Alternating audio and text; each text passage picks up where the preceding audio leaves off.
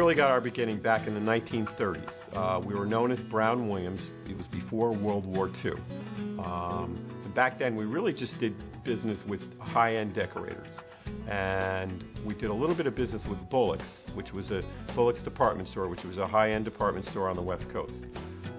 After World War II, he got together with Hubert Jordan, who was more of a sales and marketing guy.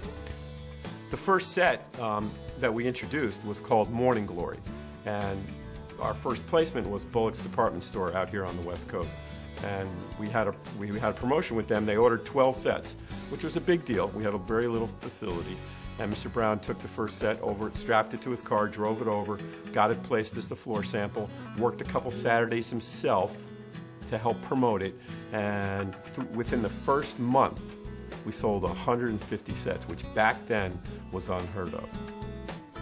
If you trace through our history, we're the first ones to bend aluminum certain ways. We've won awards for that over the course of our time. And Mr. Brown really started that with being adventurous as to what he did with trying to come out with different designs and setting that standard. He was a designer, and he built prototypes, and that was what he did. I think in the end, I think he would have been happier working out in the plant than sitting behind a desk and running a large company.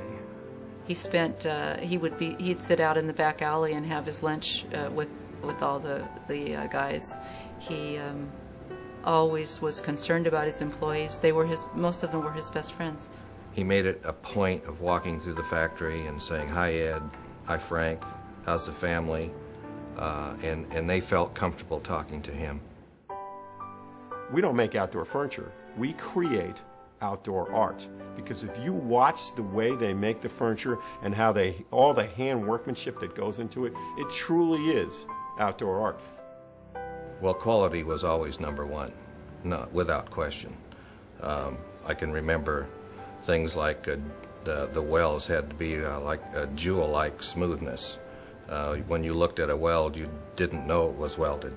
It was just free-flowing from one piece to another. In 1969, Mr. Brown sold Brown Jordan to Scott Paper, and he stayed on for a year as a consultant and really was very careful about who it was that bought us. Wanted to make sure that the vision continued and make sure that everybody that worked for him was going to be okay, and that he made sure that he took care of everybody that worked for him. I think he was most proud of the quality of the furniture. That was the whole thing. I mean, that's what it was all about, was quality furniture that would last. And I mean, we have pieces of Brown Williams from the 30s, and we have Brown Jordan from the 50s and 60s.